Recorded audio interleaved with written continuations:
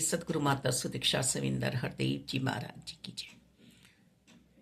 तू ही निरंकार मैं तेरी शरणा मैनू बख्श लो। बिन सत्संग विवेक न होई। सपने के सुख दुख से हमारा कोई लेना देना नहीं है।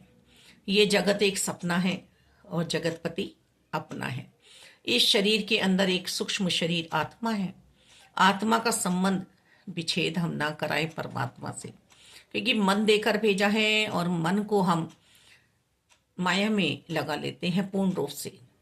बचपन से और आज तक हमारा रूप बदल रहा है। हम अपने आगे पीछे भी देख रहे हैं कि शरीर आ रहे हैं जा रहे हैं, पर इस सुख दुख के अंदर हम चकरा रहे हैं, क्योंकि हम सत्य है इस संसार को ही माने बैठे हैं। कोई साथ देने वाला नहीं है सिर्फ ईश्वर के अलावा। और सत्संग में ही हमें मन लगाना है। सत्संग ही हमारे जीवन की प्रथम प्राथमिकता होनी चाहिए, पर हम भौतिकता के जीवन को ही जीवन समझ बैठते हैं, जिससे हमारा कोई लेना देना ही नहीं है। सही है कि व्यवस्थाएं हैं, पर व्यवस्थाएं हमारी जब बहुत ही प्यारी बनती हैं, जब हमारा नाता अंदर से निरंकार से जुड़ा रहता है। आत्मा सिर्फ और सिर्फ परमात्मा की होकर ही इस जगत में विचरती है, तभी हमारा जीवन सुंदर बनता है। हमारा आत्मिक श्रृंगार होने के बाद जो नूर छलकता है, जो लालिमा छाती है, वही हमारा जीवन है, वही सच्चा जीवन है हमारा। मालिक, हम साधु बनकर मन से इस संसार में विचरे। छोटी छोटी कामनाओं में हम प्रभु को परेशान ना करें। ये कोई बड़ा काम हमसे कराने के लिए जागृत अवस्था में हमें लाना चाह रहे हैं। भोग भोगने के लिए जीवन नहीं मिला है। हमें तो सिर्फ और सिर्फ प्रभु पे विश्वास करना चाहिए, और विश्वासी जीव कभी भी हारता नहीं है। कोई हमारा साथ दे ना दे, पर जब हम विश्वासी जीवन जी रहे हैं तो निरंकार तो हमारे साथ हैं। सदगुरु जी ने समझा दिया है, हर पल हमारे साथ हैं। हम देखते भी हैं कि हमें बस वाले ने कहीं भी उतार दिया, पर निरंकार तो हमारे साथ है ना। निरंकार हमें सही जगह पहुंचा ही देंगे। किस रूप में ये आ जाए, किस रूप में हमारा हाथ पकड़ ले। छोटी छोटी घटनाएं हमारे जीवन में हर पल हो रही हैं, जिसमें हम मान रहे हैं कि ये निरंकार की कृपाएं बरस रही हैं, तो हम विश्वासी हैं। हम प्रभु पे पूर्ण रूप से विश्वास कर रहे हैं। हम अपने आसपास देखें कि हमारा जीवन कैसा था और कैसा बन गया है। वास्तव में शुक्राने का जीवन बना है। हर पल शुक्रिया निकलता है मन से, दातार। और यदि ये भी गिले शिकवे हैं, तो फिर हम विश्वासी जीवन नहीं जी पा रहे हैं।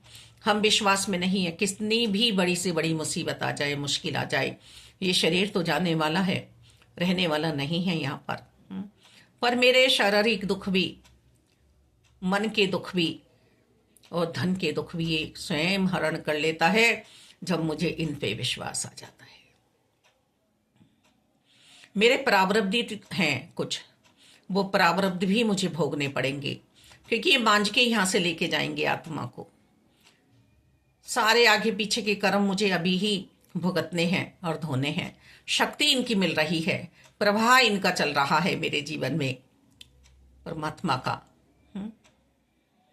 इस चीज से हम ना घबराएं कि जो ज्यादा भक्ति कर रहा है उसको ज्यादा दुख मिल रहे हैं, जिसका मन ज्यादा साफ है उसको परेशानियां ज्यादा घेर रही हैं। नहीं, यही समय है सिर्फ हमारे पास।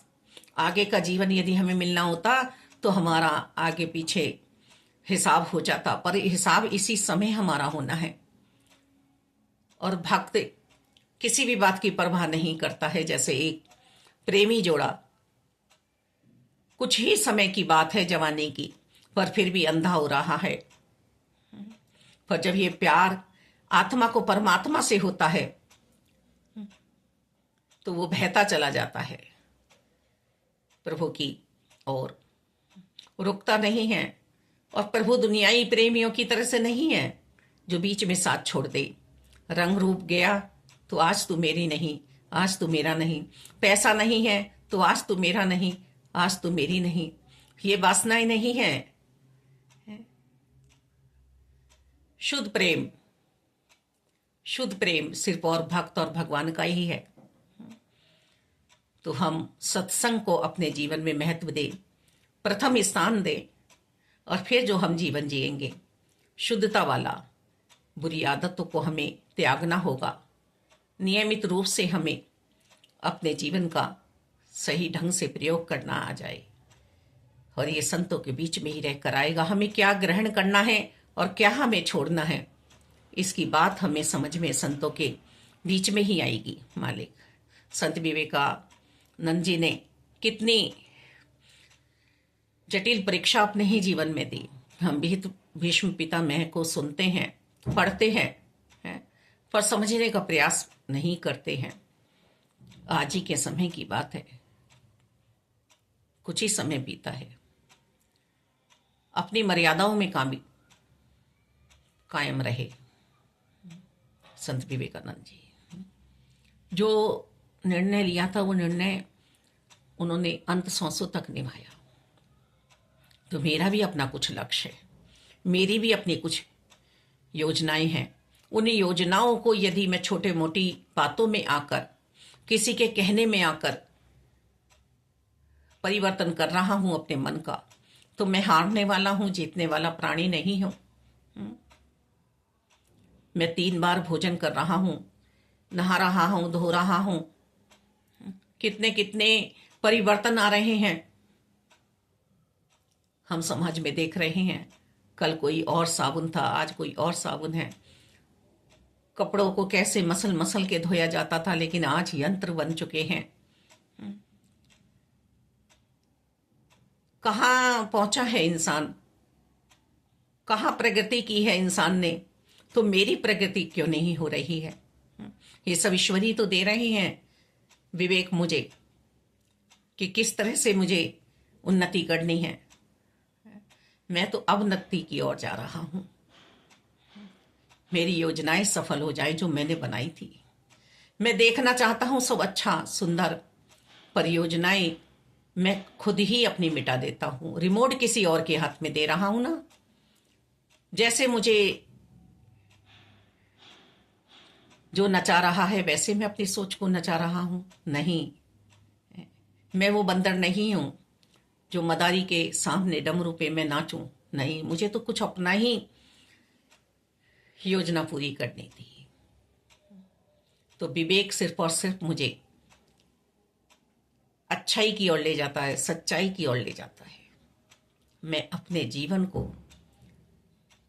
दुर्घटनाओं से बचा सकता हूं। सावधानी मुझे अपने मन पर रखनी होगी, मर्यादाएं रखनी होंगी। तो बिन सत्संग विवेक न होए। मुझे जागृत अवस्था में रहने की बात समझाई जा रही है। ये 2 आंखें तो मेरी नियमित रूप से खुल रही हैं, सो रही हैं, पर मैं अंदर से जागरण कर लूं, अंदर से जागरण हो जाए, मेरा संन्यास मेरे मन का हो जाए। मालिक, बहुत प्यारा जीवन, बहुत प्यारा जीवन जीते हैं सत्संगी। मालिक, कोई फेर बदल नहीं है उनके जीवन में, बहुत प्यारा जीवन होता है। मालिक, अमरता प्राप्त किए हुए होते हैं। तो मालिक, ऐसा जीवन हमने देखा है स्वयं अपने आसपास ही। तो ऐसा जीवन हम पढ़ते भी आ रहे हैं, सुनते भी आ रहे हैं, पर हम भी उन पद चिन्हों पे चले। घर सुरख बन जाता है। मेरी नेगेटिव सोच, मेरा ज्यादा बोलना, मेरा ज्यादा अकल का दौड़ाना मुझे नुकसान दे देता है। मालिक, अनुभवियों का संग करे, जो इस पथ पर होकर गए हैं, ऐसा जीवन में बनाऊं अपना। मालिक, पशुवत व्यवहार, संस्कार मेरे सब दूर हो जाए मेरे से। बाबा जी ने अपने विचारों में कहा, माता जी भी हमें समझा रही हैं, पिताजी भी समझा रहे हैं, कि अपने जीवन को ही स्वर्ग बना लें। इस धरती को स्वर्ग बनाते हैं। वो धरती कौन सी है, कहाँ नापने निकलूं, कौन सा इंच टेप अपने हाथ में लूं, किसको इस तरफ खड़ा करूं, किसको उस पार खड़ा करूं। वो जो धरती मेरे पास है, जो घर मेरे पास है, जो छत मेरे पास है, जो दीवारें मेरे पास है, जहां मैं रह रहा हूं, इसे ही स्वर्ग बना लूं। किसी को प्रेरणा दे जाए मेरा जीवन, प्रेरित कर दे इस जीवन को जीने के लिए। वो जननी धन्य हो जाती है, वो सतगुरु धन्य हो जाता है, जिसको इस सोच को लेकर मैं जीवन जीती हूं।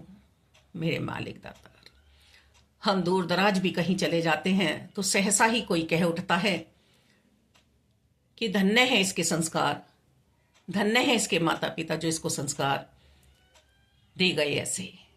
तो मेरे मालिक दातार, यदि मैं अपनी करनी में आ जाऊं, क्योंकि मैं मानव हूं ना, श्रेष्ठ हूं ना सबसे, तो मैं वो कर सकता हूं